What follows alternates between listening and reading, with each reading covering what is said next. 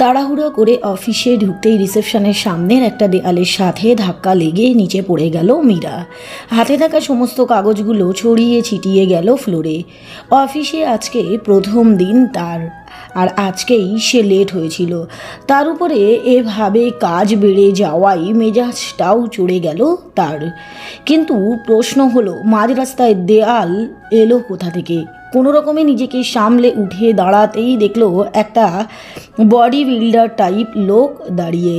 তার মানে এতেই ধাক্কা দিয়েছেন।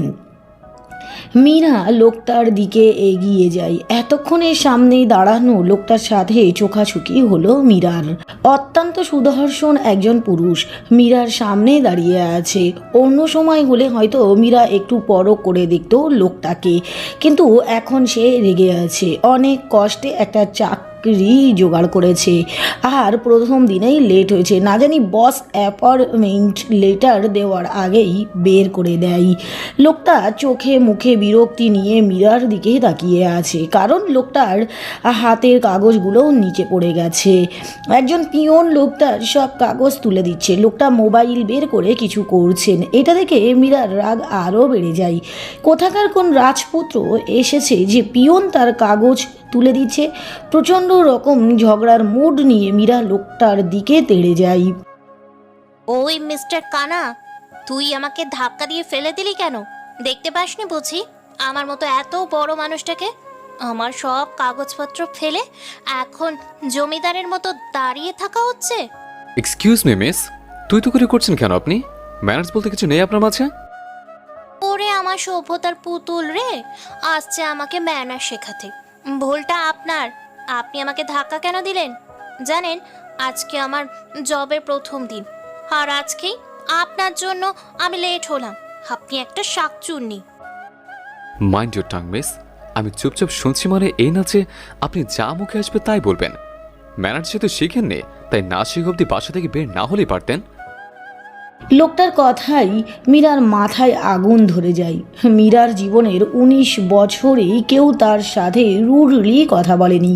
এই লোকটা কেন বলল? তুই শিখাবি আমাকে ম্যানার্স? আরে তুই তো আস্ত একটা অ্যানাকোন্ডা, তাও আবার আফ্রিকান অ্যানাকোন্ডা। সাতটা শাকচুনির একটা জামাই তুই। আর আপনি একটা অশিক্ষিত ইডিয়ট। রাবিশ। কথাগুলো বলেই লোকটা সেখান থেকে হন হন করে চলে গেল। মীরার রাগে নিজের চুলগুলো ছিঁড়তে ইচ্ছে হচ্ছে। রাগের কারণটা হলো সেই ঝগড়ায় হেরে গেছে। যদিও ঝগড়াটা সম্পূর্ণ হতে পারেনি, তার আগেই লোকটা চলে গেছে। দোষটা তার ছিল, সে জানে, কিন্তু তবুও স্বীকার করবে না। এদিকে রিসেপশনের সবাই হা করে মীরার দিকে তাকিয়ে আছে। এখন তার নিজেকে জোকার মনে হচ্ছে। কোনো রকমে মুখ লুকিয়ে সেখান থেকে কেটে পড়ল মীরা। যেই অফিসে মীরার জব হয়েছে সেটা বিরাট বড় একটা মাল্টি ন্যাশনাল কোম্পানি। মীরা মধ্যবিত্ত পরিবারের মেয়ে। টিভি ছাড়া বাস্তবে এই ধরনের পরিবেশে সে কখনোই দেখেনি। গ্রাউন্ড ফ্লোরের রিসেপশন থেকে খোঁজ নিয়ে 4র্থ ফ্লোরে চলে গেল সে। হ্যাঁ, এই 4 তলায় তার কার্যালয়। সে নিজেও জানে না এই অফিসে তার কাজ কি, তাই রিসেপশনে গিয়ে হাতে রাখা কার্ডটা দেখালো।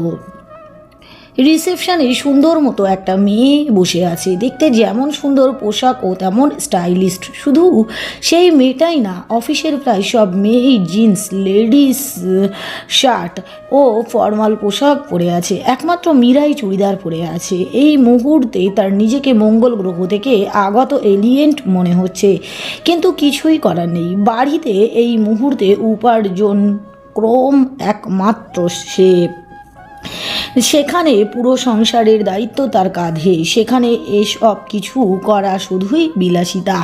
কিছুটা মন খারাপ নিয়ে মীরা রিসেপশনের সামনে দাঁড়িয়ে রইল। রিসেপশনিস্টের নাম মোনা। অঙ্কুর স্যার পাঠিয়েছেন তোমাকে? হ্যাঁ। নাম কি তোমার? আর পেপার এনেছো?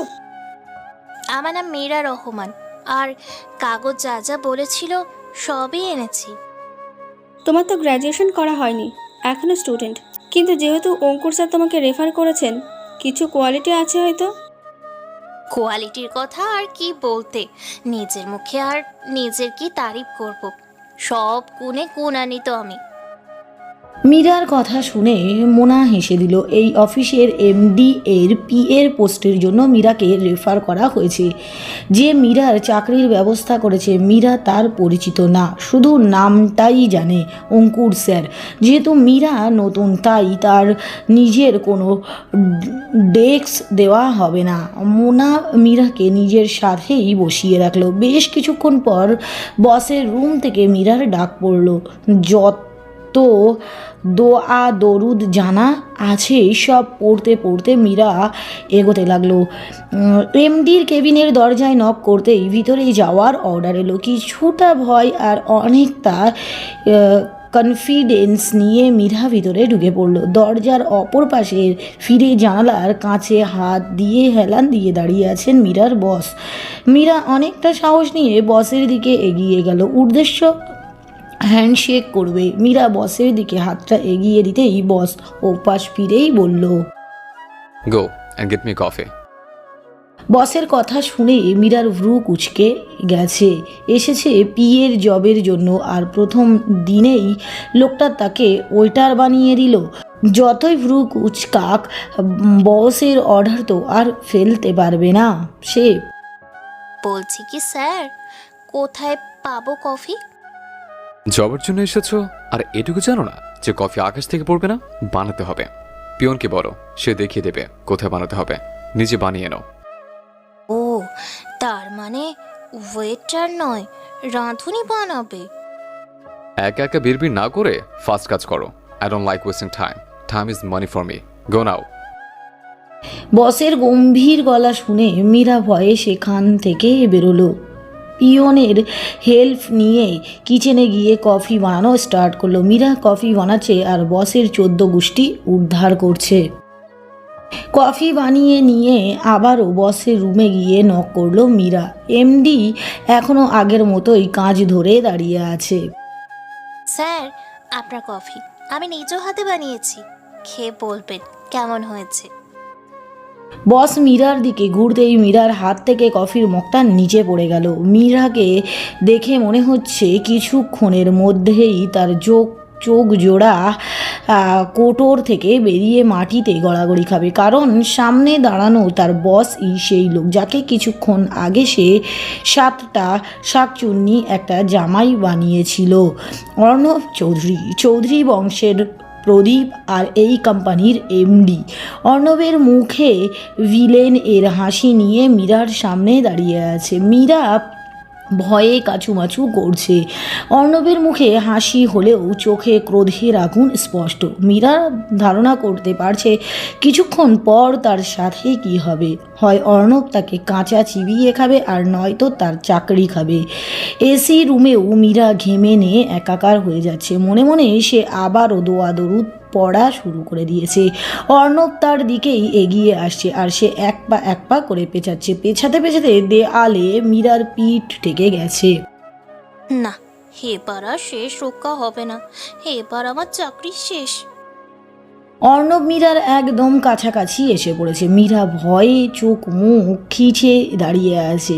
মীরার ভয়ার্ত মুখটা দেখে অর্ণবের বেশ হাসি পাচ্ছে। একদম ছোট বাচ্চারা ভয় পেলে যেমন লাগে তেমনই লাগছে। অর্ণব আগেই মীরার বায়োডাটা দেখে নিয়েছিল, তাই সে নর্মাল বিহেভ করছে। অর্ণবের নজর মীরার গালের কালো কুচে তিলটার দিকে পড়তেই অর্ণবের চোয়াল শক্ত হয়ে আসে।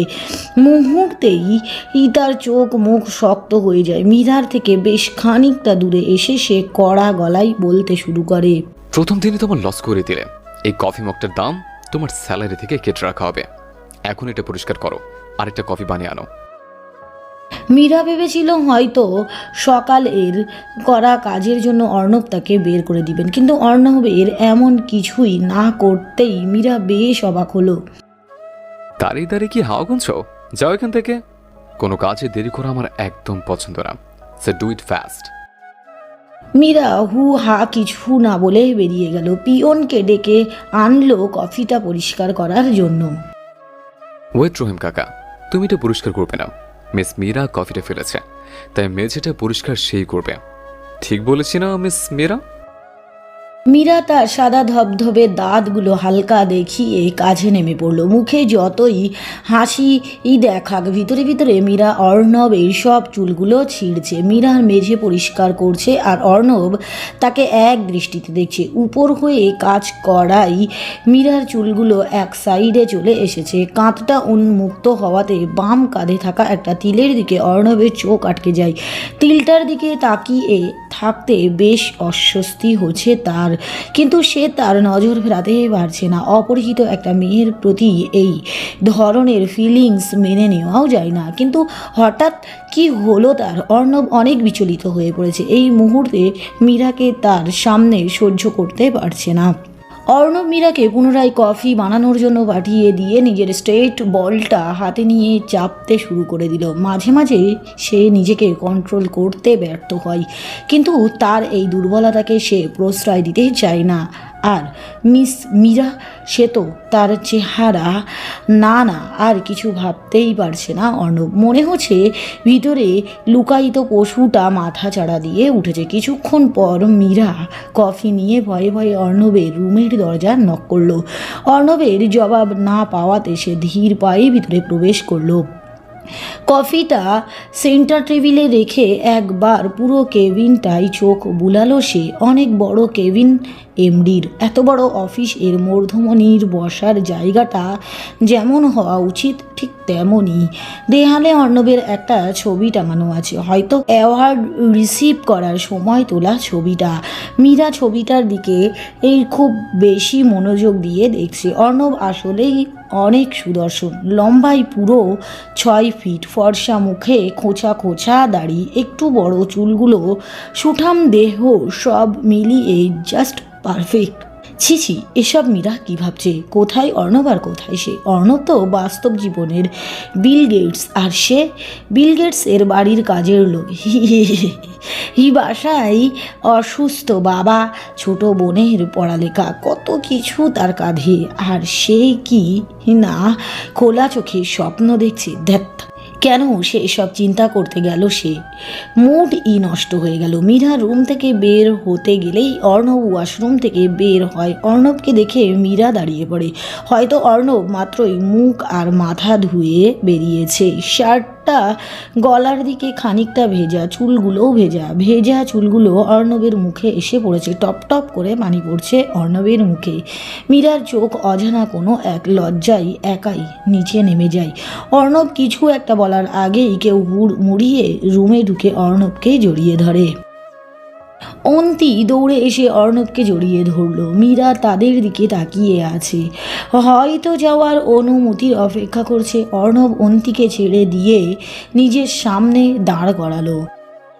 তুই এ সময় কেন?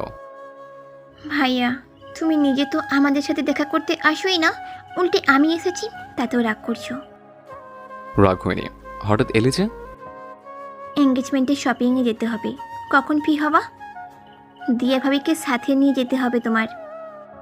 একটু পর ফ্রি হলে যাব, তুই চলে যা, আমি দিয়াকে ফোন করে দেব। এই মেয়েটা কে? নতুন বিয়ে, অঙ্কুর স্যারের সুপারিশ এসেছে। তোমার নাম কি? মীরা আপন দুনিয়ায় মগ্ন আছে। এতক্ষণ ভাই বোনের মধ্যে কি কথা হচ্ছে তা কোনো হুঁশ নেই। অন্তি পুনরায় জিজ্ঞেস করলে মীরা খেয়াল হয়। জি মীরা। অন্তি মীরাকে অর্ণব আর দিয়ার সাথে শপিংয়ে যেতে বলে যায়। মীরার হ্যাঁ বা না শোনার অপেক্ষা না করে অন্তি সেখান থেকে চলে যায়। অন্তি চলে যাওয়ার পর অর্ণব কিছুক্ষণ মীরার দিকে তাকিয়ে দৃষ্টি ফিরিয়ে নেয়। মীরাকে দেখার পর থেকে অর্ণবের মনে এক আগুন লেগে আছে। পুরনো ক্ষতগুলো আজকে নতুন করে মাথা চাড়া দিয়ে উঠেছে। সারাদিনের কাজ শেষে অফিসে আওয়ার শেষ হওয়ার কিছুক্ষণ আগে অর্ণব তার রুম থেকে বের হয়ে যায়। মীরা এখনও মোনার সাথে বসে আছে। কয়েকটা ফাইলে মুখ গুজে দিয়েছে সে। মোনার ডেস্কের সামনে গিয়ে অর্ণব ঠাই দাঁড়িয়ে আছে। মীরা এখনও উপুড় হয়ে আছে ফাইলে। অনেকটা বিরক্তি নিয়ে অর্ণব মীরাকে ডেকে নিজের সাথে শপিংয়ে নিয়ে গেল। সারাদিনের কাজ করাই এমনিতেই মীরা ক্লান্ত, তার উপর অর্ণব পুরো শপিং মলে চক্কর লাগাচ্ছে। শাড়ির সেকশানে গিয়ে অর্ণব বেশ কিছু শাড়ি হাতে নিয়ে মীরার উপর ট্রাই করতে থাকে। মীরা ভ্রু কুচকে তাকিয়ে আছে অর্ণবের দিকে। শাকচুন্নিদের জামাইটা করছেটা কি? ওভাবে কি দেখছো? আমার হবু বউর জন্য নিচ্ছে এগুলো। বিয়ের কালার কমপ্লেকশন অনেকটা তোমার মতোই, এজন্যই। মীরা কিছু না বলে মূর্তির মতো তাকিয়ে আছে অর্ণবের দিকে। অর্ণবের মতো এমন কেয়ারিং হাজবেন্ড প্রতিটা মেয়ের স্বপ্ন থাকে। যেই মেয়েটা অর্ণবের জীবনে আসবে হয়তো সে অনেক ভাগ্যবতী। অর্ণব সব কিছু প্যাক করা ছিল, তখন মীরার মোবাইলে একটা কল আসে। কলটা রিসিভ করতেই মীরার হাত থেকে মোবাইলটা পড়ে যায়। মীরা কোনো কিছু না বলে কান্না করতে করতে সেখান থেকে বেরিয়ে যায়। অর্ণব কিছু একটা ভেবে ছুট লাগালো মীরার পিছনে। 2 দিন পর কালো পাতলা একটা শাড়ি পরে ড্রেসিং টেবিলের সামনে বসে আছে মীরা। নিজেকে সাজাতে ব্যস্ত সে। লাল হয়ে ফুলে যাওয়া চোখ জোড়া কাজল লাগাচ্ছে সে। সামনে রাখা হালকা গোলাপি লিপস্টিক ঠোঁটে মাখিয়ে চুলগুলো খুলে দিল। বেশ সুন্দর লাগছে তাকে। শাড়িটাতে অনেকটা আবেদনময়ী লাগছে। আয়নায় নিজেকে দেখে একটা তাচ্ছিল্যের হাসি দিয়ে সেখান থেকে সরে গেল সে। আলিশান একটা কামরায় সম্পূর্ণ একা সে। সাবধানেই দামি আসবাবপত্র আছে তার ঘরে। নেই শুধু মনের শান্তি আর জীবনে সুখ। বিছানায় গোলাপের পাপড়ি ছড়িয়ে ছিটিয়ে আছে। সময়টা এমন না হলে হয়তো মীরা একবার পাপড়িগুলো হাতে নিয়ে খেলতো। একটা দীর্ঘ নিঃশ্বাস ফেলে বিছানার কাছে গিয়ে দাঁড়ায়। দরজা খোলার শব্দে বুকটা কেঁপে ওঠে মীরার। অর্ণব ঘরে ঢুকেছে। হয়তো কিছুক্ষণের মধ্যেই তার সব শেষ হয়ে যাবে। তার অমূল্য সম্পদ, তার সতীত্ব সে নিজে হাতে অর্ণবের কাছে সঁপে দিবে। ভাবতেই রুহ কেঁপে ওঠে মীরার। সে নিজেও বিশ্বাস করতে পারছে না এটা হতে চলেছে। অর্ণব ঘরের ভিতরে ঢুকে ঠাস করে দরজাটা বন্ধ করে দেয়। মীরার দিকে এক নজর দেখে সে ওয়াশরুমে চলে যায়। মীরা এখনও সেভাবেই দাঁড়িয়ে আছে। কষ্টে তার ভিতরটা ফেটে যাচ্ছে। এতটা অসহায় সে কখনোই ছিল না। বাবার জীবন বাঁচাতে শেষমেশ তাকে নিজের ইজ্জত বিক্রি করতে হচ্ছে। 2 দিন আগে শপিং মলে ছোট বোন মহুয়ার ফোন পেয়ে সে ছুটে গিয়েছিল বাবার কাছে। অর্ণবের সাথে থাকাই তার গাড়িতেই বাবাকে হসপিটালে নিয়ে যায়। ডাক্তার জানায় জরুরি ভিত্তিতে হার্ট অপারেশন না করানো হলে বাঁচানো সম্ভব নয়। অপারেশন করানোর মতো টাকা না থাকায় অর্ণবের কাছে সাহায্যের হাত পেতেছিল মীরা। সাহায্য সে ঠিকই পেয়েছে। অবশ্য সেই সাহায্যের পিছনে দিতে হয়েছে তাকে চড়া মূল্য। নিজের অহংকার। 3 মাস অর্ণবের সাথে থাকার চুক্তিবদ্ধ হয়েছে সে। অর্ণবের সাথে থাকার বদলে তার বাবার জীবন সে বাঁচিয়েছে। আচ্ছা, তার বাবা যদি জানতে পারে তার জীবনে কিসের বিনিময়ে সে ফিরে পেয়েছে, তখন মীরা কি উত্তর দেবে? না, সে কোনো উত্তর দিতে পারবে না। তার কাছে এই জঘন্য প্রশ্নের কোনো উত্তর নেই। সারা জীবন অর্ণবের বাসায় কাজের লোকের কাজ করতেও তার অভিযোগ ছিল না, কিন্তু অর্ণব যে এত বড় অমানুষ সেটা তার জানা ছিল না। চোখের পানিতে ইতিমধ্যে কাজল লেপটে গেছে মীরার। পানিটা মুছে কাজলটাও ঠিক করে নিল সে। বিছানায় বসতেই অর্ণব বেরিয়ে এলো। এত মেকআপের কি প্রয়োজন ছিল? আমার স্বামী স্ত্রী নই যে তোমার এত সাজগোজ করতে হবে। রক্ষিত হিসেবে এনেছি তোমাকে আমি, এর বেশি কিছু নয়। অর্ণবের মুখে রক্ষিতা নামটা শুনতেই বুকটা ছ্যাত করে উঠল মীরার। সত্যিই সে এখন কারো রক্ষিতা। যে শব্দটা সমাজে একটা গলি হিসাবে ব্যবহার করা হয় সেটা তার নামের আগে যোগ হয়ে গেল। সে তো এটা চায়নি। খুব করে চেয়েছিল অন্য সব মেয়ের মতো তার সুন্দর একটা জীবন হবে, কিন্তু হলোটা কি? তার সাথে কেন হচ্ছে এসব? মীরা এক ধ্যানে বাইরের দিকে তাকিয়ে আছে। অর্ণব মীরার সামনে এসে দাঁড়ালো। ভয়ে কুকুরে আছে মীরা। বারবার চাইছে যাতে অর্ণব তার কাছে না আসে। কিন্তু আমরা যা চাই তা তো আর সব সময় হয় না।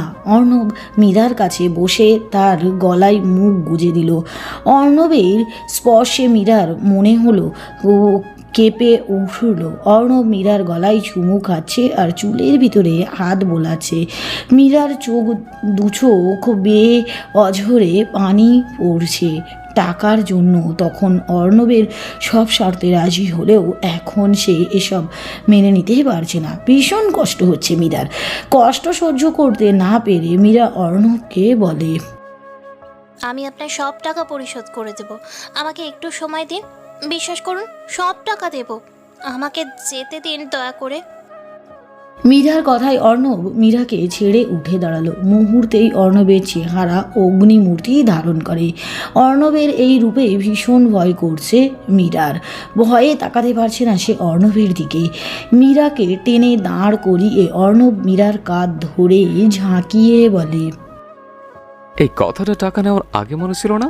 টাকা নেওয়ার সময় তো বলেছিলে সব মানতে আছে, তাহলে এখন কেন মানা করছো? তোমার মতো হাজারটা মেয়ে অর্ণব চৌধুরীর সাথে একটা রাত কাটানোর জন্য পাগল। তোমার তো 7 পুরুষের ভাগ্য যে আমি তোমাকে সেই সুযোগটা দিয়েছে।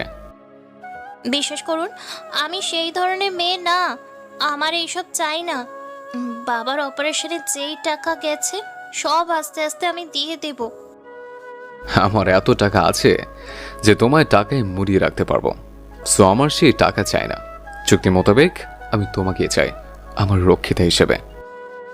প্লিজ এমনটা করবেন না, আমার জীবনটা নষ্ট হয়ে যাবে, কাউকে মুখ দেখাতে পারবো না আমি। সেটা অবশ্যই আমার মাথা ব্যথা না। অবশ্য আজ আমি ভীষণ টায়ার্ড, তাই আজকে কিছু করবো না। আর নেক্সট টাইম থেকে এই কাজে লাগাবো না, একদম চিপ দেখা যায়। মীরা উত্তরের অপেক্ষা না করে অর্ণব মীরাকে জড়িয়ে ধরে ঘুমিয়ে পড়ল। মীরা এখনও চোখের পানি ফেলছে। 2 দিন আগেও তার জীবন সুখে ভরপুর ছিল, আর আজ নিজের ভাগ্যের উপর নিজের হাসি পাচ্ছে। অনেকক্ষণ কান্না করে মীরা ঘুমিয়ে পড়ে। সকালে ঘুম ভাঙতেই মীরা নিজেকে অর্ণবের বাহু ডোরে আবিষ্কার করে। অর্ণবের মুখের দিকে স্থির দৃষ্টিতে তাকিয়ে আছে মীরা। ঘুমন্ত অবস্থায় অনেক নিষ্পাপ মনে হচ্ছে তাকে, কিন্তু কেউ কি বলতে পারে তার ভিতরটা এত নোংরা? একটা দীর্ঘশ্বাস ছেড়ে নিজেকে অর্ণবের থেকে সরিয়ে উঠে পড়ে সে। ফ্রেশ হয়ে নিচে নামতেই সার্ভেন্টগুলোর সাথে দেখা হয়। বাড়িতে সার্ভেন্টগুলো বাদে আর কেউ নেই। সার্ভেন্টদের মধ্যে অনেকেরই চোখেই নিচের জন্য ঘৃণা দেখতে পাচ্ছে মীরা।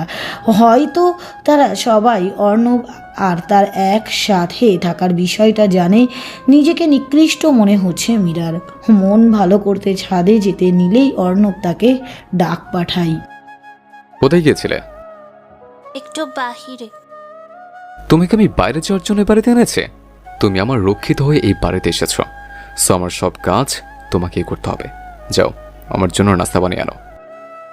মীরা চোখ মুছতে মুছতে উত্তর দিল, আমি রান্না করতে পারি না। পারো না শিখে নাও। 20 মিনিট সময় আছে তোমার কাছে। এরপর সব কাজ শেষ করে আবার অফিস যেতে হবে। অফিসে? তোমাকে আমি বসিয়ে বসে খাওয়াবো নাকি? নিজের খাবার নিজে উপার্জন করে খাবে। আর হ্যাঁ, রান্না একা করবা, কারো হেল্প নিতে পারবে না। মীরা কিছু না বলে রান্নাঘরে চলে যায়। সে কখন ও রান্নাঘরের মুখ দেখেছে কিনা সন্দেহ, তবু ও ইউটিউব দেখে চেষ্টা শুরু করে দেয়। প্রথমবার হলেও খুব সাবধানে কাজ করতে থাকে মীরা। তখন সেখানে অর্ণব এসে মীরাকে পেছন থেকে জড়িয়ে ধরে। মীরা ঘাবড়ে গিয়ে পিছনে তাকাতেই দেখে অর্ণব তাকে ধরে রেখেছে। অর্ণবের এভাবে জড়িয়ে ধরায় মীরার বেশ অস্বস্তি হচ্ছে, কিন্তু চাইলেও সে কিছু করতে পারবে না। মীরার 2 চোখের কার্নিশে পানি জমা হয়ে আছে, তবুও মীরা নিজেকে স্থির রেখে নিজের কাজ করছে। মাছ ভাজার জন্য তেল গরম করছিল। অর্ণব মীরার ঘাড়ের চুল সরিয়ে আলতো করে একটা চুমু এঁকে দিল। অর্ণবের ঠোঁটের স্পর্শে খানিকটা কেঁপে উঠে চোখ বন্ধ করে নিল মীরা, কিন্তু পরক্ষণেই এক গণবিদারী চিৎকার দিয়ে নিচে ছিটকে পড়ল মীরা। বাম হাতের প্রায় অর্ধেকটা পুড়ে গেছে মীরার। মা গো বাবা গো বলে চিৎকার করছে মীরা, আর অর্ণব মুখে বাঁকা হাসি নিয়ে দাঁড়িয়ে আছে। মীরার হাতটা ফুটন্ত তেলে অর্ণবই দিয়ে দিয়েছিল। জ্বালা সহ্য করতে না পেরে মীরা দোতলার তাই ঘরে গিয়ে ওয়াশরুমে ঢুকে শাওয়ারের নিচে দাঁড়িয়ে পড়ে। পানির নিচে হাতটা রেখে কান্না করছে সে। প্রচণ্ড জ্বালা পোড়া করছে তার হাত, ইচ্ছে হচ্ছে হাতটা শরীর থেকে আলাদা করে ফেলতে। এদিকে অর্ণব সিগারেটে হাতে ছাদে দাঁড়িয়ে আছে, চোখে মুখে প্রশান্তির হাসি, যেন হাজার বছরের প্রতীক্ষার সমাপ্তি হচ্ছে। সিগারেটের টান দিচ্ছে আর স্ট্রেট বলটা চাপছে। এক পর্যায়ে স্টোট বলটা হাতে নিয়ে একটা তাচ্ছিল্যের হাসি দিয়ে নিচে ফেলে দিল সে। সিগারেটে শেষ টান দিয়ে অবশিষ্ট অংশটুকু নিচে ফেলে আকাশের পানে তাকিয়ে একটা দীর্ঘশ্বাস ফেলল। মীরা ওয়াশরুম থেকে বেরিয়ে বিছানার উপরে বসে ফোঁপাচ্ছে। পানি দেওয়াতেই জ্বালা অনেকটা কমে এসেছে, কিন্তু পুরোপুরি যায়নি। তখন কেউ মীরার পোড়া হাতটা টেনে তার দিকে এগিয়ে নিল। মীরা তার সামনে বসে থাকা মানুষটার দিকে তাকিয়ে আছে। কত ভালোবাসলে আদর দিয়ে সামনে বসে থাকা অর্ণব তার হাতে মলম লাগিয়ে দিচ্ছে। মীরার বিশ্বাস করতে কষ্ট হচ্ছে এই মানুষটা কি কিছুক্ষণ আগে তার হাত পুড়িয়েছিল। মীরার হাতে মলম দিয়ে অর্ণব তার সাথে আনা খাবারটা নিয়ে মীরার সামনে বসলো। খাবারটা খেয়ে নাও, এরপর মেডিসিন আছে। একটু আগে হাত পুড়িয়ে এখন কি দরদ দেখাতে এসেছেন? তুমি আমার কে যে তোমাকে দরদ দেখাতে হবে? অর্ণবের কথাই কেন যেন মীরার বুকে চিনে ব্যথা হচ্ছে। সে জানে সে অর্ণবের কেউ না, তাহলে কেন এমন লাগবে? মীরা কিছু না বলে খাবারটা খেয়ে ওষুধ নিয়ে নিল। অর্ণব অফিসের জন্য তৈরি হয়ে বেরিয়ে যেতে নিলে মীরা পেছন থেকে ডাকে, আমি কি এভাবেই অফিসে যাব? এই হাত নিয়ে অফিসে গিয়ে কি ইনফেকশন বানাতে চাও? আমার আরো টাকা লাগাতে চাও, তাই না? মীরা কিছু একটা বলতে গিয়েও থেমে গেল। অর্ণব চলে যাওয়ার পর মীরা বাসা থেকে বেরিয়ে তার বাবা আর ছোট বোনের সাথে দেখা করতে যায়। দিনের প্রায় পুরোটা সময়ই মীরা তার বাড়িতে কাটিয়ে আসে। রাতে বিছানায় পা দুলিয়ে বসে আছে মীরা, আর ল্যাপটপে মুখ গুজে কাজ করছে অর্ণব।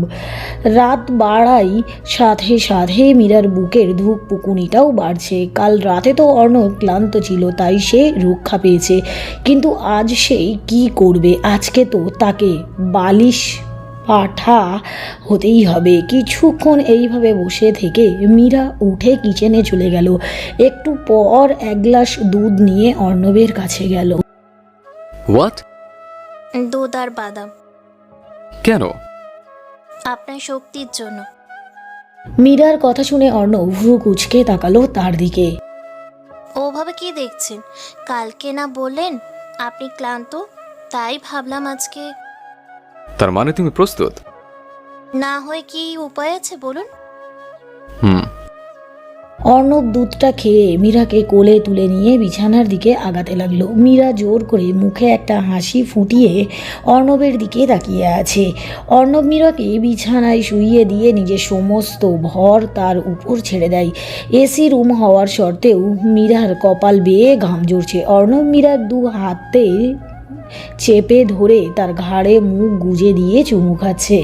মীরার অস্বস্তি হচ্ছে প্রচণ্ড, চোখে মুখে বিরক্তি ফুটে উঠেছে। সে বারবার ঘড়ির দিকে তাকাচ্ছে, মনে হচ্ছে কোনো কিছুর অপেক্ষা করছে সে। মীরার ঘাড় থেকে মুখ তুলে ঠোঁটে ঠোঁট মিলিয়ে দেয় অর্ণব। মীরার চোখ বড় বড় করে তাকিয়ে আছে অর্ণবের দিকে। অর্ণব মনের সুখে নিজের কাজ করেই যাচ্ছে, কিন্তু মীরার এসব সহ্য হচ্ছে না। সে নিজের হাত দুটো আলগা করে অর্ণবকে ধাক্কা দেওয়ার জন্য, কিন্তু তার ধাক্কা দেওয়ার আগেই অর্ণব নিজস্ব হয়ে তার বুকের উপরে পড়ে যায়। মীরা স্বস্তিতে একটা নিঃশ্বাস ফেলে। অর্ণবের জন্য আনা দুধের গ্লাস সে ঘুমের ওষুধ দিয়েছিল, ওষুধ কাজ করেছে। এখন সে নিশ্চিন্তে ঘুমাবে। মীরা অর্ণবকে নিজের উপর থেকে ঠেলে সরিয়ে শান্তিতে ঘুমিয়ে পড়ে। সকালে অর্ণবের আগেই মীরার ঘুম ভেঙে যায়। আজকে অর্ণবের বাহু ডোরে ঘুমিয়েছিল সে। ঘুমন্ত অর্ণবের মুখের পানে বেশ কিছুক্ষণ তাকিয়ে থাকে সে। মীরা আপন মনেই ভেবে যাচ্ছে, অর্ণব এমন কেন? এক সময় মনে হয় তার চেয়ে কেয়ারিং, দ্বিতীয় কেউ হতে পারে না। আবার পরক্ষণেই সে এমন কিছু করে বসে যা আমার ভিতরটা কাঁপিয়ে দেয়। একটা মানুষ এত জটিল কিভাবে হতে পারে? তার আমার প্রতি নেওয়া যত্নগুলো দেখলে মনে হয় সে আমাকে ভালোবাসে, আর টর্চারগুলো দেখলে কেন এত কষ্ট দেয় আমাকে এই মানুষটা? তার কি এমন ক্ষতি করেছি আমি? এত টাকার মালিক সে, 10 লাখ টাকা তার কাছে কোনো ব্যাপারই না। তাহলে কেন সে আমাকে এত টর্চার করছে এই কয়েকটা টাকার জন্য? কিছুক্ষণ অর্ণবের দিকে তাকিয়ে থেকে মীরা নিজেকে ছাড়িয়ে উঠে গেল। ফ্রেশ হয়ে রান্নাঘরে গিয়ে ইউটিউবে কুকিং ভিডিও অন করে বসে পড়ল। উদ্দেশ্য বকা খাওয়ার আগেই আজকে অর্ণবের জন্য রান্না করবে। অনেক কষ্টে টানা 2 ঘন্টা যুদ্ধ করে রান্না শেষ করে মীরা। রান্না শেষে অর্ণবের জন্য ফ্রেশ ফলের জুস বানালো। জুসটা বানিয়ে কিচেনের দরজার সামনে এসে একবার উকি দিয়ে দেখলো আশেপাশে কেউ আছে কিনা। কাউকে দেখতে না পেয়ে কোমর গুজে রাখা ছোট্ট পুটুলিটা বের করে জুসের গ্লাসে ঢেলে দিল। ওষুধটা জুসে গুলিয়ে দিয়ে একটা বিশ্বজয় করা হাসি দিয়ে খাবারটা ট্রেতে উঠিয়ে ঘরে নিয়ে চলে গেল। মীরা খুব সাবধানে সিঁড়ি বেয়ে উঠছে আর কিছু একটা ভেবে দাঁত চেপে হাসছে। ঘরে গিয়ে দেখে অর্ণব উঠে পড়েছে। মীরার ট্রেটা সেন্টার টেবিলের উপরে রেখে আলমারি থেকে একটা শাড়ি বের করে নিল। অর্ণব মীরার জন্য বেশ কিছু শাড়ি আর প্রয়োজনীয় দ্রব্য সামগ্রী কিনেছিল আগেই। যেহেতু আজকে মীরার অফিসে যেতে হবে তাই মীরা তৈরি হওয়ার জন্য অপেক্ষা করছে। অর্ণব শাওয়ার নিয়ে একটা টাওয়াল জড়িয়ে বেরিয়ে এলো। অর্ণবকে এই অবস্থায় দেখে মীরার চোখ কপালে উঠে গেছে। মীরা মৃদু একটা চিৎকার দিয়ে চোখ হাত দিয়ে ঢেকে নিল। Are you insane? এভাবে চিৎকার চেঁচামেচি কেন করছো? আপনি কিছু না পড়ে বাহিরে এসেছেন কেন? আপনি জানেন না এই ঘরে একটা মেয়েও থাকে? আই থিঙ্ক তুমি ভুলে যাচ্ছ তুমি এই বাড়িতে কেন আছো। হ্যাঁ, আমি ভুলিনি, কিন্তু এমন নেংটু পেংটু হয়ে আমার সামনে আসবেন না একদম। What idiot! ইংলিশে বকা দিবি না, শাকচুন্নিদের জামাই। একদম চুল ছিঁড়ে রেখে দেব। কি বললে তুমি? ইসরে, এটা কি বললাম? এখন নিশ্চয়ই আমাকে শাস্তি দেবে। আসলে মুখ ফসকে বেরিয়ে গেছে। আসলে হয়েছেটা কি, এভাবে বাদ ড্রেস পরে সামনে এলে তো একটা মেয়ে হিসেবে আমি লজ্জা পাই। তাই বলছিলাম একটু কাপড় পরলে ভালো হয়। বি রেডি বেবি, আজকে তোমার বার্থডে ড্রেসটাও দেখা হয়ে যাবে। অর্ণবের কথায় মনে হচ্ছে কানের কাছে কেউ হাতুড়ি দিয়ে পেটাচ্ছে। লোকটা কত বড় লুচু বড়টা! ছি ছি, মুখে একদম লাগাম নেই। চোখ থেকে হাতটা একটু সরিয়ে অর্ণবের মুখের দিকে তাকাতেই দেখলাম বাঁকা হাসি দিয়ে আমার দিকে তাকিয়ে আছে। এই লোকটার এই হাসিটা খুবই ডেঞ্জারাস। যখনই এইভাবে হাসি দেয় তখনই উল্টাপাল্টা কিছু করে। যেই ভয়টা পাচ্ছিলাম সেইটাই হচ্ছে। অর্ণব ধীর পায়ে আমার দিকে এগিয়ে আসছেন। আমি উপায়ন্তর না পেয়ে ওয়াশরুমে ঢুকে পড়লাম। অর্ণব হয়তো বাহিরে দাঁড়িয়ে হাসছেন, কিন্তু আমার রাগ উঠছে, সেই সাথে টেনশন হচ্ছে। আচ্ছা, অর্ণব জুসটা খেয়ে নেবেন তো? ঝটপট গোসলটা সেরে বের হতেই দেখলাম অর্ণব নাস্তা করছেন। আমি ড্রেসিং টেবিলের সামনে বসে আর চোখে তাকে দেখছি। অর্ণব জুসের গ্লাসটা হাতে নিয়ে মুখে লাগাতে লাগাতে আবার নিচে নামিয়ে নিলেন। উফ, ইচ্ছে করছে মুখ চেপে ধরে জুসটা খাইয়ে দিই। অর্ণব আবারও জুসটা মুখের কাছে নিয়েছেন। জুস চুমুক দিতে দিতে অর্ণব বলে উঠল, আমি জানি আমি দেখতে ভীষণ হ্যান্ডসাম, তাই বলে এইভাবে হা করে দেখার কি আছে? অর্ণবের কথা শুনে লজ্জায় মাটির সাথে মিশে যেতে ইচ্ছে করছে। আমি তো তাকে দেখায় ব্যস্ত ছিলাম না। আমি তো আমার কাজ কত দূর হয়েছে সেটা দেখতে চেয়েছিলাম। ব্যাটা মক্কেল খালি বেশি বোঝে। মনে মনে অ্যানাকন্ডার 14 গোষ্ঠী উদ্ধার করছি আর তৈরি হচ্ছি। হায় রে, এত কাজ করে আমার এখন অফিসে যেতে হবে। তুমি অফিসে যাচ্ছ না, সো রেডি হয়ে লাভ নেই। আপনিই না বলেছিলেন অফিসে যেতে হবে? হাতটা কি ঠিক হোক? আমি না আপনার পিএ? যদি আমি না যাই কাজ কিভাবে হবে? অর্ণব কিছু একটা ভেবে মীরাকে সাথে নিয়ে গেল। অফিসের কিছু দূর আগে অর্ণব গাড়ি থামিয়ে দিল। অফিস আরও দূরে তো, এখানে কেন থামালেন?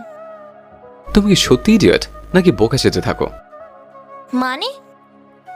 তোমাকে সাথে নেমে অফিস যাব, লাইক সিরিয়াসলি, তারপর সবাইকে কানাঘুষের সুযোগ দেব। বুঝতে পেরেছি, নামছি আমি। আমি গাড়ি থেকে নেমে গেলাম। মেজাজটা তুঙ্গে উঠে গেছে আমার। এই সাত সকালে কেউ এভাবে হাঁটায়, তাও আবার অসুস্থ একটা মানুষকে। হাতটা ওনায় ঢেকে অফিসে ঢুকলাম। মোনা আপুর সাথে বসতে গেলে জানতে পারলাম আমার ডেস্ক রাক্ষস ব্যাটার নিজের কেবিনে সেট করেছে। কষ্টে মন চাইছে নিজের গলা চেপে নিজেই মরে যাই। বাড়িতে সারা রাত তার মুখ থেকে চোখের 12টা বেজে গেছে, এখন আবার অফিসেও তার মুখের সামনে বসতে হবে। কি কপাল নিয়ে যে আমি এসেছি ভাবা যায়। যমরাজটা আমাকে আর শান্তি দিল না। অর্ণবের রুমের দরজায় নক করতেই ভিতরে ঢোকার অনুমতি পেলাম। হায় খোদা, আমার ডেস্ক একদম তার সাথে। আমি নিঃশ্বাস নিলে হয়তো সে শুনতে পাবে। কি একটা অস্বস্তিকর পরিস্থিতিতে পড়েছি। কিছু না বলে কাজ শুরু করে দিলাম। কাজ করার মাঝেই বারবার মনে হচ্ছে স্যার আমাকে দেখছেন, কিন্তু যতবারই তার দিকে তাকাই দেখি সে নিজের কাজ করছে। আমার কি হ্যালুসিনেশন হচ্ছে? সারাদিনের কাজ শেষে বিকেলে ক্লান্ত হয়ে নিজের ডেস্কে উপুর হয়ে আছে মীরা। অর্ণব তীক্ষ্ণ দৃষ্টিতে তাকিয়ে আছে মীরার দিকে। তার ভীষণ ইচ্ছে করছে মীরাকে কিছু একটা শাস্তি দিতে। খুব অস্থির হয়ে আছে সে। এই মুহূর্তে মীরাকে একটু কষ্ট দিতে পারলে হয়তো অনেক শান্তি পেত সে, কিন্তু এটা অফিস। নিজের বাড়ি হলে এতক্ষণ অপেক্ষা করতো না সে, কিন্তু যেহেতু এটা অফিস তাই সে কিছু করতে পারছে না। স্ট্রোক বলটাও ফেলে দিয়েছে সে। এই মুহূর্তে স্ট্রোক বলটা ভীষণ রকমের প্রয়োজন ছিল তার। সিগারেটের প্যাকেটটা হাতে নিয়ে অর্ণব হন হন করে অফিস থেকে বেরিয়ে গেল। কিছুক্ষণ পর মীরা মাথা উঁচু করে দেখে অফিস প্রায় পুরো খালি, শুধু সে আর দারোয়ান আছে। স্যার আমাকে রেখেই চলে গেছেন, কিন্তু তার বাড়ি তো আমি চিনি না, যাব কিভাবে? এখন আমি কি করব? দারোয়ান আঙ্কেল অফিস লক করে ফেলেছেন। সন্ধ্যার শেষে রাত নেমে এসেছে, কিন্তু স্যারের কোনো খোঁজ নেই। এখন আমার ভয় হচ্ছে। চারিদিকে বখাটেরা কেমন ঘুরঘুর করছে, আকাশে মেঘ ডাকছে, না জানি কখন বৃষ্টি শুরু হয়। আমার কাছে মোবাইলও নেই যে স্যারকে একটা ফোন করব। কিছুক্ষণ পরই ঝুম বৃষ্টি শুরু হয়ে গেল। আমি বৃষ্টির মাঝে দাঁড়িয়ে দাঁড়িয়ে ভিজছি। তখন একটা গাড়ি সজোরে এসে আমার সামনে থামলো। আমি ভিজে একাকার হয়ে গেছি। গাড়ি থেকে নেমে অর্ণব বাবার সামনে এসে হাত ধরে টেনে গাড়িতে বসিয়ে দিল। লোকটার প্রতি আমার অনেক অভিমান হচ্ছে, না চাইতো দু চোখ বেয়ে পানি পড়ছে।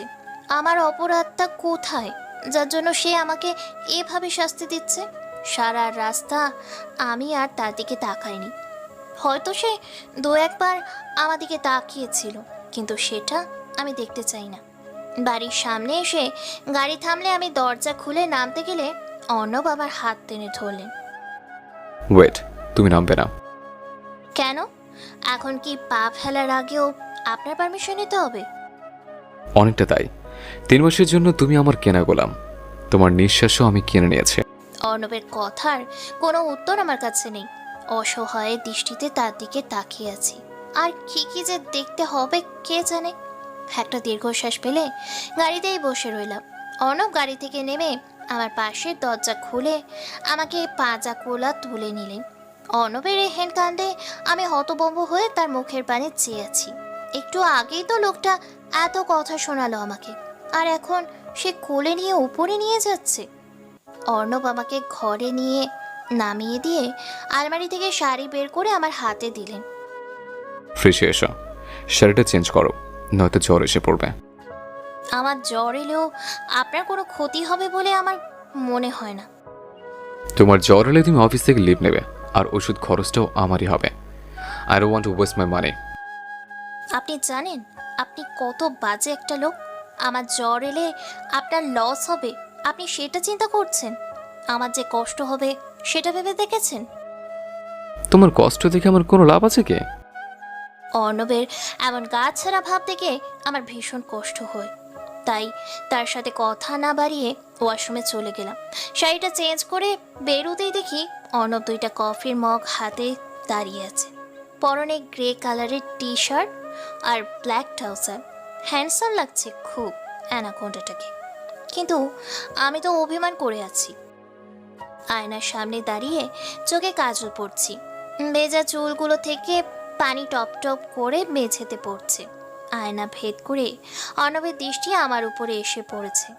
আজ অর্ণবের দৃষ্টিতে হিংস্রতা নেই, নেই কোনো অভিযোগ। একরাশ মুগ্ধতা নিয়ে তাকিয়ে আছে আমার দিকে।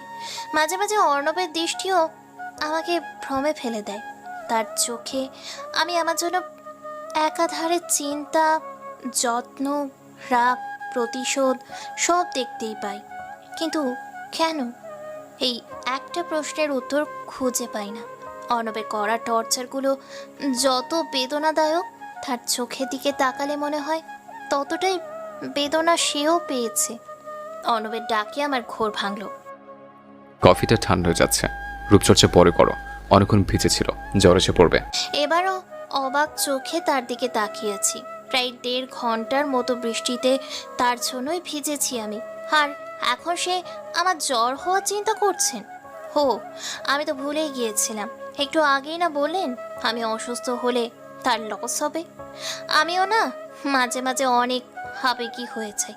অর্ণবের হাত থেকে কফি মগটা নিয়ে ব্যালকনিতে গিয়ে দাঁড়ালাম। পিছনে অর্ণবও এসেছেন। বৃষ্টি কিছুক্ষণ আগেই থেমে গেছে। এখন চারপাশটা একদম স্তব্ধ হয়ে আছে। বৃষ্টি পড়ে মাটির যে মৃদু সুগন্ধ পাওয়া যায়, সেটা আমার নাকে আসছে হালকা। ভালো লাগছে। এভাবে অন্ধকার রাতে শেষ কবে নিজেকে হারিয়েছিলাম মনে পড়ছে না।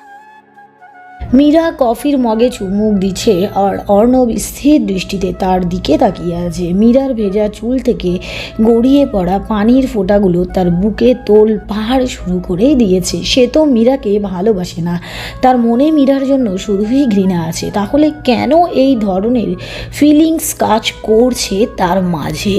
মীরার জন্য না, সে মীরার প্রতি দুর্বল হতে পারে না। সে তার ঘৃণা এত সহজে ভুলে যেতে পারে না।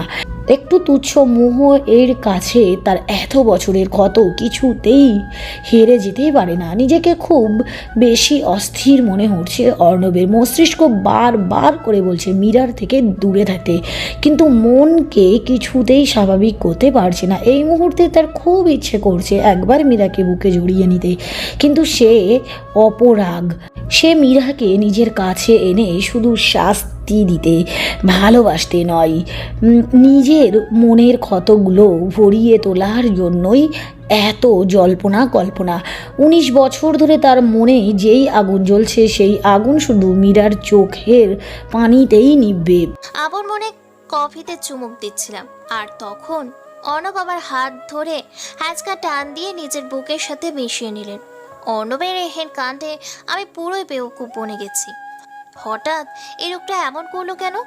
অর্ণবের এভাবে জড়িয়ে ধরে রাখার আমার বুকে প্রচণ্ড রকম ধুকপুকানি হচ্ছে। মনে হচ্ছে বুকটা লাভ পারতে পারতে এখন মুখ দিয়ে বেরিয়ে আসবে। অর্ণব এর আগেও আমাকে জড়িয়ে ধরেছেন, কিন্তু আজকে তার স্পর্শে হিংস্রতা নেই। তার স্পর্শ আমাকে একরাশ মুগ্ধতা জানান দিচ্ছে। অর্ণবের গরম নিঃশ্বাস আমার ঘাড়ে আছড়ে পড়ছে। তার শরীরের ঘ্রাণে মনে হচ্ছে পাগল হয়ে যাব। না, তার প্রতি দুর্বল হতে পারবো না। সে শুধু আমাকে কষ্টই দেয়। আর এমনিতেও অর্ণব আর আমার সম্পর্কের কোনো ভবিষ্যৎ নেই। কিছুদিন পর তার বিয়ে হয়ে যাবে, আর আমি আর জীবন থেকে চলে যাব। কি দরকার মায়া বাড়ানোর? কোনো প্রয়োজন নেই। নিজেকে অর্ণবের কাছ থেকে ছাড়াতে গেলে সে আমাকে আরও শক্ত করে নিজের সাথে মিশিয়ে নিল। অর্ণবের বাহুডোর থেকে নিজেকে ছাড়াতে পারছি না, নাকি ছাড়াতে চাইছি না, বুঝতে পারছি না। অর্ণবের এক হাত আমার কোমর জড়িয়ে ধরে আছে, আর অন্য হাত চুলের ভিতর বিচরণ করছে। অজানা কোনো আবেগ ভর করেছে আমার মাঝে। কাঁধ থেকে চুলগুলো সরিয়ে দিয়ে অর্ণব আবার কাঁধে একটা চুমু খেলেন। অর্ণবের ঠোঁটের স্পর্শে মনে হলো শরীরে বিদ্যুৎ খেলে গেল। না, অর্ণবের মতিগতি ভালো ঠেকছে না। এক প্রকার জোর করে নিজেকে তার কাছ থেকে ছাড়িয়ে নিলাম, কিন্তু বেশি দূর এগোতে পারলাম না। অর্ণব পিছন থেকে আমাকে কোলে তুলে নিলেন। এখন আমার ভয় করছে। আজকে ঘুমের ঔষধও দেওয়া হয়নি অর্ণবকে। হয়তো আজকেই আমি আমার অহংকার হারিয়ে ফেলবো। অনেক চেষ্টা করছি নিজেকে অর্ণবের কাছ থেকে সরাতে, কিন্তু পারছি না। চোখ পেয়ে অলরেডি পানি পড়ছে। একটু আগে যেই অনুভূতিটা হয়েছিল, এখন সেখানে ভয় আর কষ্ট এসে জমা হয়েছে। আমি কি পারবো না আমার সতীত্ব রক্ষা করতে? অর্ণব আমাকে বিছানায় শুয়ে দিয়ে নিজের সমস্ত ভর আমার উপরে ছেড়ে দিলেন। হয়তো আজ আর শেষ রক্ষা হবে না। অর্ণব আবার গলায় চুমু খাচ্ছেন, মাঝে মাঝে দু একটা কামড়ও দিচ্ছেন। ভীষণ কষ্ট হচ্ছে। অর্ণবের স্পর্শগুলো আমার সহ্য হচ্ছে না। ভিতরটা দুমড়ে মুচড়ে যাচ্ছে। আমাকে অবাক করে দিয়ে হঠাৎ অর্ণব থেমে গেলেন। আমার গলা থেকে মুখ উঠিয়ে একবার আমাকে দেখলেন। আমার দুই চোখ দিয়ে সমানে পানি পড়েই যাচ্ছে। অর্ণব স্থির দৃষ্টিতে বেশ কিছুক্ষণ আমার মুখ পানে তাকিয়ে রইলেন। কিছুক্ষণ পর তার দৃষ্টি নামিয়ে নিয়ে আমাকে জড়িয়ে ধরে আমার বুকের ওপর ঘুমিয়ে পড়লেন। আমি বাকরুদ্ধ হয়ে গেছি। অন্য কি চায় আমি বুঝতে পারছি না। তার মনে কি চলছে? আমার উপর কেন এত অধিকার দেখায় সে? শুধুই কি সেই 10 লাখ টাকার জন্য এত কিছু? না, কিছুই ভাবতে পারছি না। আমার সব চিন্তা শক্তি যেন অর্ণবের মুখের দিকে তাকালে লোভ পেয়ে যায়। সে কেন বুঝতে পারে না তার আমার এত কাছাকাছি আসা আমাকে অস্বস্তিতে ফেলে দেয়? বুকের ধুকপুকানিটা চরম আকার ধারণ করে, ঠিক যেমন এখন করেছে।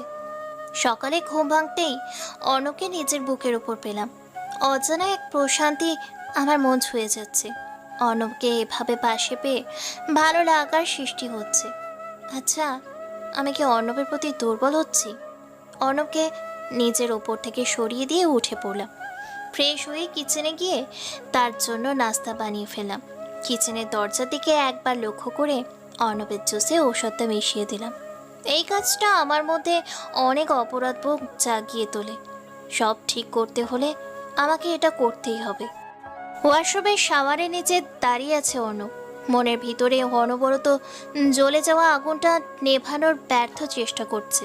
মীরাকে ভালোবেসে ফেলেছে সে। মীরার প্রতি এই অদ্ভুত আবেগের রহস্য বের করে ফেলেছে সে। এই পৃথিবীতে যেই কয়টা জিনিসকে সে ঘৃণা করে তার মধ্যে মীরা একজন। তাহলে কিভাবে সে ভালোবেসে ফেললো তাকে? খুব তো ভেবেছিল মীরাকে কষ্ট দিয়ে নিজের সুখ খুঁজে নিবে সে, কিন্তু হলো তো তার উল্টোই। মীরাকে কষ্ট দিলে ব্যথাটা তার কলিজায় গিয়ে লাগে। কেন তার সাথেই হলো এমন? কেন সে না চাইতেও ভালোবেসে ফেললো মীরাকে? যেই দিন সে মীরার হাত পুড়িয়ে দিয়েছিল, ভেবেছিল তার ভিতরে দাও দাও করে জ্বলে ওঠা আগুন নিভে যাবে, কিন্তু সেই আগুন তো নিভেই নি। উল্টো সেই আগুনের তাপ আরও বেড়ে গেছে, যা তার ভিতরটা পুড়িয়ে দিয়েছে। সে চায় না মীরাকে ভালোবাসতে। সে কাউকে ভালোবাসতে চায় না। তার জীবনে ভালোবাসার কোনো স্থান নেই। সে মীরাকে এনেছিল শুধু শাস্তি দিতে, কিন্তু সে পারছে না। মীরার চোখের পানি তার বুকে রক্ত ঝরায়। প্রায় 1 ঘন্টা মতো ভেজে শাওয়ার শেষ করে বের হয় অর্ণব। নাস্তা ঘরে নিতেই দেখি অর্ণবের শাওয়ার শেষ, ল্যাপটপে কিছু একটা কাজ করছেন বেডে বসে। অর্ণবের চোখের দিকে চোখ পড়তেই মুখটা ছ্যাদ করে উঠল। অসম্ভব লাল হয়ে আছে চোখ দুটো, শরীরটাও কেমন ফ্যাকাশে হয়ে আছে। আচ্ছা, সে কি অনেকক্ষণ ভিজে ছিল? আমার মনের উদয় হওয়া প্রশ্নগুলো আমার মনেই থেকে যায়, উত্তর পাই না কখনো। নাস্তাটা টেবিলে রেখে শাড়ি নিয়ে ওয়াশরুমে চলে গেলাম। গোসল করে বেরোতেই দেখি অর্ণব জুসটা খাচ্ছেন। যাক বাবা, কাজ হচ্ছে। শীঘ্রই আমি আমার উদ্দেশ্যে সফল হয়ে যাব। আয়নার সামনে দাঁড়িয়ে তৈরি হচ্ছিলাম, তখন খেয়াল হলো অর্ণব আমার দিকে আর চোখে তাকিয়ে আছেন। তার এই দৃষ্টি আমাকে ভীষণ অস্বস্তিতে ফেলে দেয়। অস্বস্তি কাটিয়ে উঠে কোনো মতে বললাম, কি দেখছেন? তোমাকে। কি বললেন? না মানে বলছিলাম আজকে তোমার অফিস যেতে হবে না। কেন? বলেছি যেতে হবে না মানে যেতে হবে না, এত প্রশ্ন কিসের? আমি প্রশ্ন করলে আপনার কি সমস্যা? রক্ষিতাদের এত প্রশ্ন করার অধিকার থাকে না। অর্ণবের মুখ থেকে পুনরায় রক্ষিতা শব্দটা শুনে বুকটা মুচড়ে উঠল। তার কালকের ব্যবহারে আমি ভেবেছিলাম হয়তো সে আমাকে ভালোবাসে, কিন্তু আমি নিজের জায়গা ভুলে গিয়েছিলাম। আমি তো তার রক্ষিতা। এই সব প্রেম প্রেম খেলা সে আমার সাথে নির্দ্বিধায় খেলতে পারে। দু চোখের কার্নিশ পেয়ে দুই পাটা অস্ত্র গড়িয়ে পড়ল আমার। অর্ণব ল্যাপটপটা নিয়ে বাসা থেকে বেরিয়ে গেলেন। অর্ণব চলে গেলে পুরো বাড়িতে আমি একদম একা। সার্ভেন্টরা কেউ আমার সাথে কোনো কথা বলে না। সবার চোখে আমি একটা খারাপ মেয়ে, যে কিনা বিয়ে ছাড়াই পরপুরুষের সাথে এক ঘরে থাকে। কিন্তু আমার কিচ্ছু করার নেই। আমার হাত পা বাঁধা, চাইলেও এখান থেকে যেতে পারবো না। বাবার কথা ভীষণ মনে পড়ছে। 7-5 না ভেবে বাবার সাথে দেখা করতে চলে গেলাম। দুপুরের পর দিকে বাসায় চলে এলাম। ভীষণ ক্ষুধা পেয়েছে, সকালেও খাওয়া হয়নি, ক্লান্তিও লাগছে অনেক। নেতা নামের একটা মেয়ে আছে যার সাথে আমার টুকটাক কথা হয়। উপরের ঘরে যাওয়ার আগে নেতাকে ডেকে খাবার পাঠিয়ে দিতে বললাম। ফ্রেশ হয়ে বের হতেই দেখি খাবার সেন্টার টেবিলে রাখা। প্রচণ্ড ক্ষুধা থাকায় গপাগপ সবটা খাবার খেয়ে নিলাম। ঘুম আসছে প্রচুর, চোখ মেলে তাকাতে পারছি না ঘুমের জ্বালায়। আচ্ছা, অর্ণব তো সন্ধ্যের পরে আসবেন, ততক্ষণ আমি একটু ঘুমিয়ে নিই। বিছানায় শরীর এলিয়ে দিতেই ঘুম পড়ে নিজের মাঝে বিলীন করে নিলেন আমাকে। অফিসে নিজের রুমের জানালার কাছে হেলান দিয়ে ব্যস্ত শহর দেখছে অর্ণব। তার 4 তলার উপর থেকে খুব যে স্পষ্ট সে দেখতে পাচ্ছে তা কিন্তু নয়, তবুও স্থির দৃষ্টি রেখেছে। দৃষ্টির জানালার বাহিরে হলেও তার মনে চলছে অন্য কিছু। তার মনে সর্বত্রই বিরাজ করছে মীরা। এই কয়েকদিনের মধ্যেই তার সবচেয়ে ঘৃণার মানুষটা তার ভালোবাসায় পরিণত হবে, এটা সে বুঝতে পারেনি। তার ধারণা ছিল মীরাকে তার সাথে রেখে শাস্তি দিবে, সবার সামনে মীরাকে কলঙ্কিত করবে। কিন্তু প্রেমের জালে সে নিজেই আটকা পড়ে গেছে, মীরার মায়াতে আটকে গেছে সে। এখন প্রতি মুহূর্তে তার মীরাকেই চাই, তার জীবনে তার অর্ধাঙ্গিনী রূপে তার মীরাকেই চাই। কিন্তু সে দিয়ার সাথে অন্যায় করতে চায় না। দিয়ার সাথে তার বিয়ে ঠিক হয়ে আছে। এই অবস্থায় যদি মীরাকে ভালোবেসে ফেলে, এটা তো অন্যায় হয়ে যাবে। তখন তার মধ্যে আর সেই মানুষটার মধ্যে কোনো পার্থক্য থাকবে না। সারা জীবন সে যার কাছে থেকে দূরে থেকেছে, শেষ পর্যন্ত তার পথেই পা রাখতে চলেছে। মীরার প্রতি ঘৃণা যদি সে এক মুহূর্তের জন্যেও ভুলে যায়, তবে বর্তমান অবস্থা কিভাবে ভুলবে? সেও তো সেই একই কাজ করছে যেটা সে আজ পর্যন্ত ধিক্কার জানিয়ে এসেছে। প্রচণ্ড রকম সিদ্ধান্তহীনতায় ভুগছে অর্ণব। একদিকে তার আদর্শ আর অন্যদিকে ভালোবাসা, কোনটাকে বেছে নেবে সে? ভীষণ অস্থিরতা কাজ করছে তার মাঝে। তবে একটা জিনিস আজ সে খেয়াল করেছে, অন্য সব দিন এই রকম অস্থিরতা হলে নিজেকে সে কন্ট্রোল করতে পারে না, কিন্তু আজ সে নিজেকে সামলে নিচ্ছে। এত দুশ্চিন্তার মাঝেও অর্ণবের মাঝে একটা আলাদা ভালো লাগা কাজ করছে। এসবটাই মীরার জন্য। মীরা তার জীবনে আসার পর থেকে সে নিজেকে সামলাতে শিখেছে। 19 বছর পর এই কয়েকদিন সে রাতে নিশ্চিন্তে ঘুমিয়েছে মীরার বুকে মাথা রেখে। মীরার কি তার পারফেক্ট ম্যাচ? তার ভালোবাসা। মীরাই কি সেই মানুষটা যার বুকে মাথা রেখে অর্ণব তার অতীত ভুলতে পারবে? তার স্বাভাবিক জীবনে ফিরে আসার মাধ্যম কি মীরা? অর্ণব কিছুক্ষণ স্তব্ধ দৃষ্টিতে কিছু একটা ভেবে মোবাইলটা হাতে কাউকে ফোন করলো। ফোনটা রেখে হন্তদন্ত হয়ে অফিস থেকে বেরিয়ে গেল। দিয়াদের বাড়িতে দিয়ার সামনে মাথা নিচু করে বসে আছে অর্ণব। দিয়া জিজ্ঞাসু দৃষ্টিতে অর্ণবের দিকে তাকিয়ে আছে। গত 25 মিনিট যাবৎ অর্ণব একই ভঙ্গিতে মাথা নিচু করে বসে আছে, যেন সে অনেক বড় কোনো অপরাধ করে ফেলেছে। তার সংকোচে সেটা দিয়াকে বলতে পারছে না। কিছুক্ষণ পর সংকোচটা কিছুটা কাটিয়ে উঠে অর্ণব বলতে শুরু করে, লোক দিয়া আমি তোমাকে যা বলবো এখন তার জন্য আমি আগেই সরি বলে নিচ্ছি। তোমাকে এভাবে ঠকাতে চাইনি আমি, কিন্তু আমি নিরুপায়।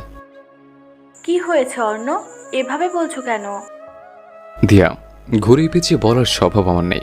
স্ট্রেটভাবে বলছে, আই লাভ সামওয়ান এলস। জানি তোমার সাথে আমার বিয়ে ঠিক হয়ে আছে, আর এখন এঙ্গেজমেন্টের কয়েকদিন আগে বিয়ে ভাঙাটা তোমাকে ঠকানো হচ্ছে, কিন্তু আমি মীরাকে ভালোবেসে ফেলেছি। মীরাকে ভালোবেসে তোমাকে বিয়ে করা মানে তোমার আর আমার দুজনের জীবনে নষ্ট করা। অর্ণ, আমার ঠিক কি উত্তর দেওয়া উচিত আমি জানি না। আমি জানি দিয়া, আমি তোমার অপরাধী হয়ে যাব, কিন্তু বিশ্বাস করো, আজকে যদি আমি স্বার্থপর না হই, সারা জীবন কষ্ট পেতে হবে আমাদের দুজনের।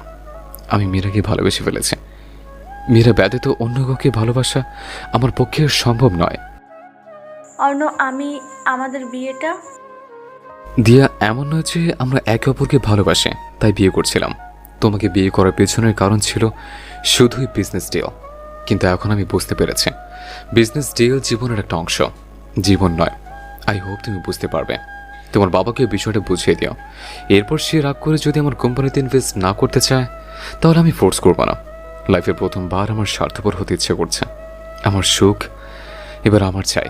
সরি এগেন দিয়া, জানি অন্যায় করছে, কিন্তু আমি হেল্পলেস।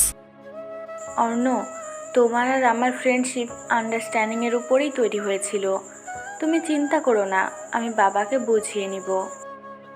থ্যাঙ্কস দিয়া আমার প্রবলেমটা বোঝার জন্য। সে না হয় ঠিক আছে, কিন্তু এই মীরাটাকে পরিচয় করাবে না? তুমি দেখবে মীরাকে? কেন নয়, মিট করাবে একদিন। চলো আজকে দেখা করে তোমার সাথে মীরার। অর্ণব আর দিয়া অর্ণবের বাড়ির উদ্দেশ্যে রওনা হলো। অর্ণব কার ড্রাইভ করছে, ঠোঁটে মুচকি হাসি নিয়ে। আজ সে ভীষণ খুশি। এত বছরের কষ্ট, রাগ, ঘৃণা, প্রতিশোধ সব ভুলে নতুনভাবে জীবন শুরু করবে সে। সে মীরার প্রতি অনেক অন্যায় করেছে, মীরার দুর্বলতার সুযোগ নিয়েছে, কত কষ্ট দিয়েছে নিজের মনের শান্তির জন্য। মীরা কি সব ভুলে তাকে মেনে নেবে? কেন মেনে নেবে না? অর্ণব ভালোবাসে মীরাকে, এই ভালোবাসার কোনো খুঁত নেই। যতটা ভালোবেসে নিজেকে ভুলে যাওয়া যায়, ঠিক ততটাই ভালোবাসে সে মীরাকে। মীরার কাছে ক্ষমা চাইবে সে তার সব অন্যায়ের জন্য। মীরাকে রাজি করবেই সে। মীরার মন জয় করবে, মীরার মনে তার জন্য ভালোবাসা জাগিয়ে তুলবে। মীরার হাত ধরেই অর্ণব তার অতীত থেকে বেরিয়ে আসবে। কথাগুলো বলেই একটা মুচকি হাসি হাসলো অর্ণব। গাড়ির জানালার বাহিরে তাকিয়ে আছে দিয়া। কিছুক্ষণ পর আর চোখে দেখছে অর্ণবকে। মাঝে মাঝে হয়তো দু এক ফোঁটা চোখের পানি অর্ণবের আড়ালে মুছে ফেলছে। বিয়েটা অর্ণব আর তার বাবার জন্যই বিজনেস ডিল হলেও সে অর্ণবকে পছন্দ করত। এইভাবে অর্ণবকে হারিয়ে ফেলবে এটা সে বুঝতে পারেনি। কষ্ট হচ্ছে তার, কিন্তু কিছুই করার নেই। সে জানে অর্ণব তাকে ভালোবাসে না, তাহলে থাক না অর্ণব অন্য কাউকে নিয়ে সুখে। দিয়ার ভাবনায় ছেদ ঘটিয়ে গাড়িটা ব্রেক কষলো অর্ণবের বাড়ির সামনে এসে। মীরাকে দেওয়ার জন্য অর্ণব লাল গোলাপ এনেছে অনেকগুলো। সেগুলো হাতে নিয়ে সরাসরি দোতলায় মীরার ঘরের সামনে চলে গেল অর্ণব। দরজাটা ভিতর থেকে বন্ধ থাকায় দিয়াকে একটু ওয়েট করতে বলে আস্তে আস্তে নক করতে শুরু করলো সে। কিছুক্ষণ নক করার পর দরজাটা ভিতর থেকে খুলে দিল। দরজা খুলতেই অর্ণবের হাসি মুখটা নিমেষেই মলিন হয়ে গেল। শার্টের বোতাম লাগাতে লাগাতে একটা ছেলে দরজা খুলে দিয়ে অর্ণবকে সামনে দেখেই সেখান থেকে দৌড়ে পালিয়ে গেল। ঘটনার আকস্মিকতায় অর্ণব ছেলেটাকে ধরতেও পারল না। কে ছিল ছেলেটা, কি উদ্দেশ্যে এসেছিল তার কিছুই জানতে পারল না অর্ণব। মীরার ঘর থেকে লোকটা বেরিয়েছে, মীরার কোনো ক্ষতি করেছে কি না ভাবতেই অর্ণবের বুকটা ছ্যাঁত করে ওঠে। গোলাপের তোড়াটা নিচে ফেলে দিয়ে অর্ণব হুড়মুড়িয়ে ঘরের ভিতরে ঢুকে মনে হচ্ছে অর্ণবের বুকে কেউ ধারালো ছুরি দিয়ে আঘাত করেছে।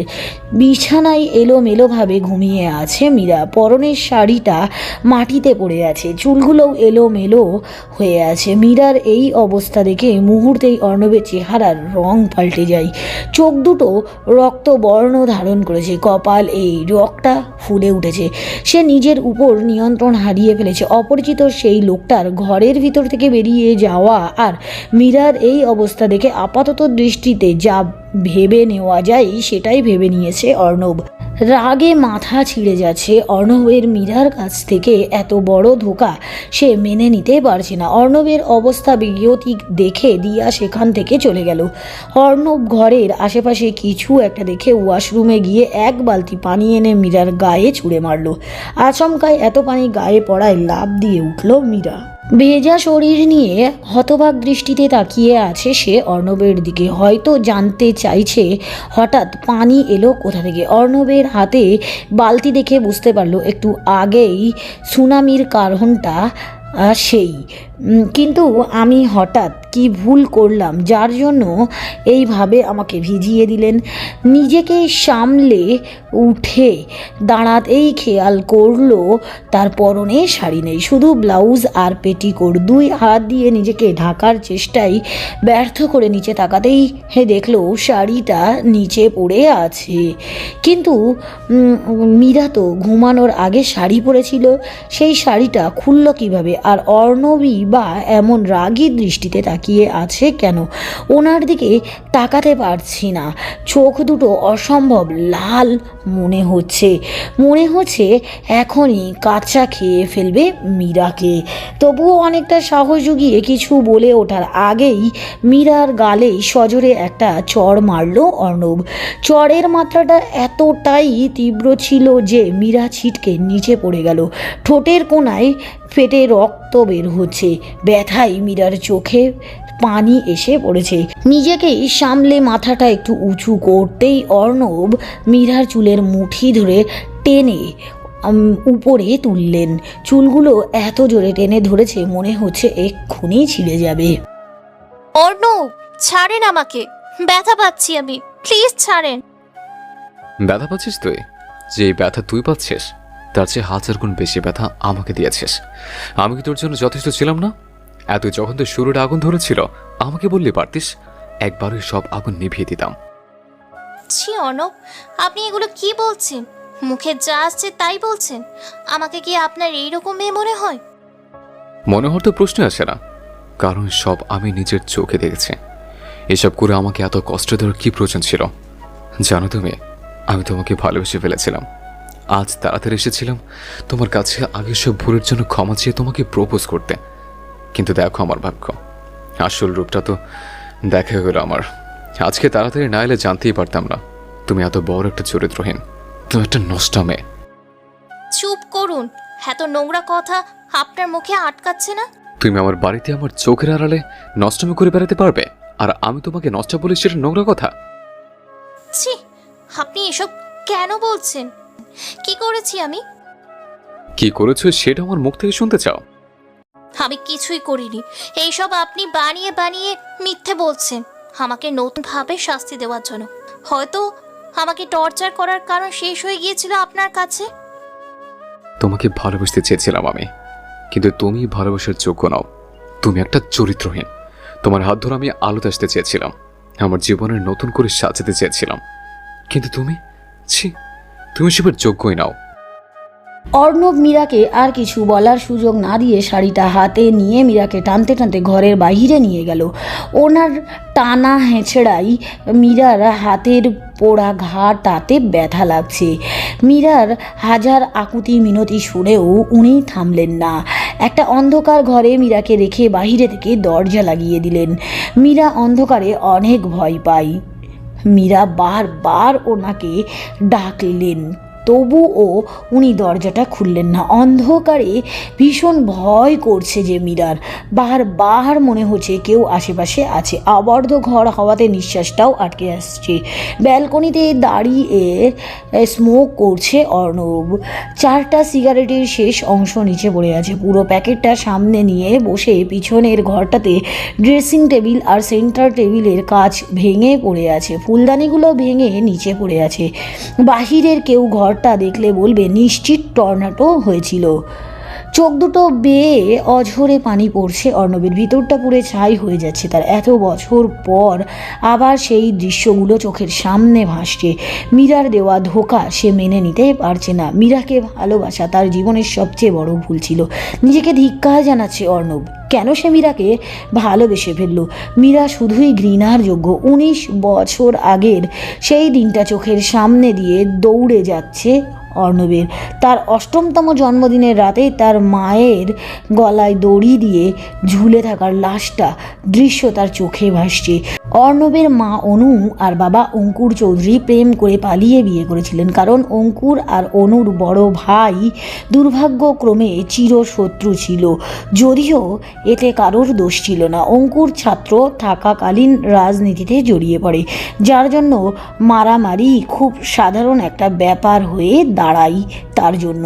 আর এই জিনিসটা অনুর ভাই আর বাবার চোখের শূল হয়ে যায়। হাজার চেষ্টা করেও যখন অনুর মন থেকে অঙ্কুরকে সরাতে পারে না, তখন অনুর বাবা তার বিয়ে ঠিক করে দেয়। অঙ্কুরকে ভুলতে না পেরে বিয়ের দিন অঙ্কুরের হাত ধরে বাড়ি থেকে পালিয়ে যায় অনু। বরযাত্রীর সামনে যখন জানাজানি হয় মেয়ে বাড়ি ছেড়ে পালিয়েছে, লজ্জায় সবার মাথা নিচু হয়ে যায়। অনুর বাবা অপমান সহ্য করতে না পেরে হার্ট অ্যাটাক করে, সেখানেই মারা যায়। বিয়ের বাড়িতে নেমে আসে শোকের ছায়া।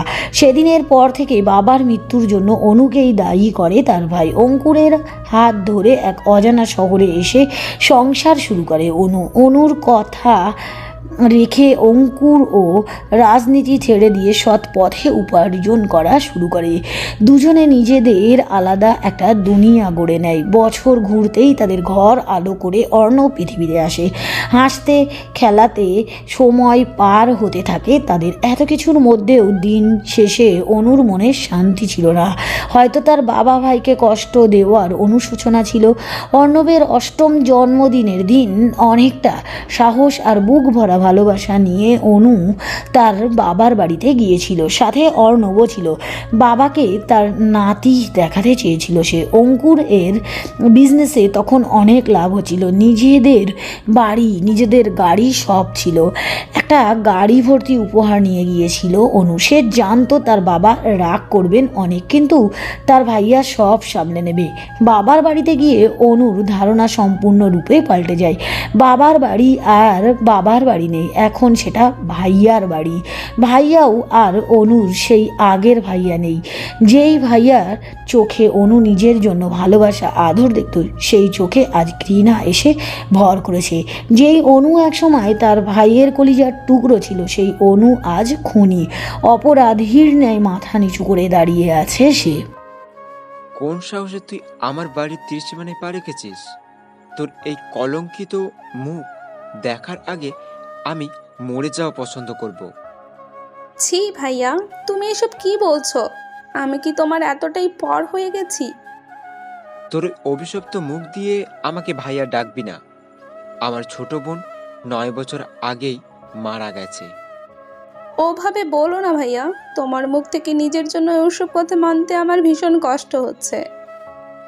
ভাইয়া? কে তোর ভাইয়া? তুই তো আমার জন্য সেদিনই মরে গেছিস, যেদিন বাবাকে মেরে ফেলেছিস। এখন তুই আমার চোখে শুধুই একটা খুনি। কি বললে বাবা? তুই এতটা স্বার্থপর হয়ে যাবি এটা আমি ভাবতেও পারিনি। রাস্তার একটা ছেলের জন্য তুই বাবাকে মেরে ফেলবি? আগে জানলে নিজ হাতে তোকে গলা টিপে মেরে ফেলতাম। বাবা আর নেই? নেই বাবা, তুই মেরেছিস বাবাকে। তোর পাগলামি কেড়ে নিয়েছে বাবার জীবন। সবার সামনে অপমানিত হতে হয়েছে, কলঙ্কের বোঝা মাথায় নিতে হয়েছে তোর জন্য। বিয়ের দিন প্রেমিকের হাত ধরে পালিয়েছিস, বংশের মুখে চুনকালি মাখিয়েছিস। একটাবার ভাবিসনি তোর এই কাজে আমাদের কতটা অপমানিত হতে হবে? ভাইয়া, আমি অঙ্কুরকে ভালোবাসতাম, তুমি তো জানতে। ওকে ছাড়া অন্য কাউকে বিয়ে করা আমার পক্ষে সম্ভব ছিল না। তোর ভালোবাসা আমার বাবার জীবন কেড়ে নিয়েছে, আমাদের মান সম্মান ধুলোয় মিশিয়ে দিয়েছে। এভাবে বলো না ভাইয়া, আমি তোমাদের ক্ষতি চাইনি। আমি তোমাদের অনেক ভালোবাসি। আমি বুঝতে পারিনি বাবার কিছু হয়ে যাবে। তুই নিজের দিকটা তো ভালোই বুঝেছিলি। সেই পরিণতি আজ পর্যন্ত আমরা ভোগ করছি। তুই আমার বাবার খুনি অনু। তোর বিয়ের দিন আমি আমার বাবাকে হারিয়েছি। বাবার শোকে শোকে মাও বছর ঘুরতেই মারা যান। সেটার জন্যও তুই দায়ী। তোর জন্য আমাকে এতিম হতে হয়েছে। কি বলছো ভাইয়া? মা? হ্যাঁ, তোর মতো চরিত্রহীনকে পেটে ধরার শাস্তি পেয়েছে মা। এই পৃথিবীর মায়া ত্যাগ করে চলে গেছে। তোর মতো কোলাঙ্গার সন্তান যেন আল্লাহ আর কাউকে না দেয়। ভাইয়া, আমি তোমার পায়ে পড়ছি, এগুলো বলো না। আমার ভীষণ কষ্ট হচ্ছে। একটাবার আমাকে বুকে টেনে নাও ভাইয়া। আমার অপরাধ ক্ষমা করে দাও। বাবা মা মারা গেছে আমার জন্য, এটা আমি সহ্য করতে পারছি না। তুই আমাকে ভাইয়া বলবি না। আমার জন্য তুই মরে গেছিস অনেক আগে। যেই সংসারের মোহে তুই আমার সংসার পুড়িয়ে দিয়েছিস, সেই সংসার তোর কখনো সুখের হবে না। নিজের বাবা মার হত্যার দায় মাথায় নিয়ে তুই কখনো শান্তি পাবি না।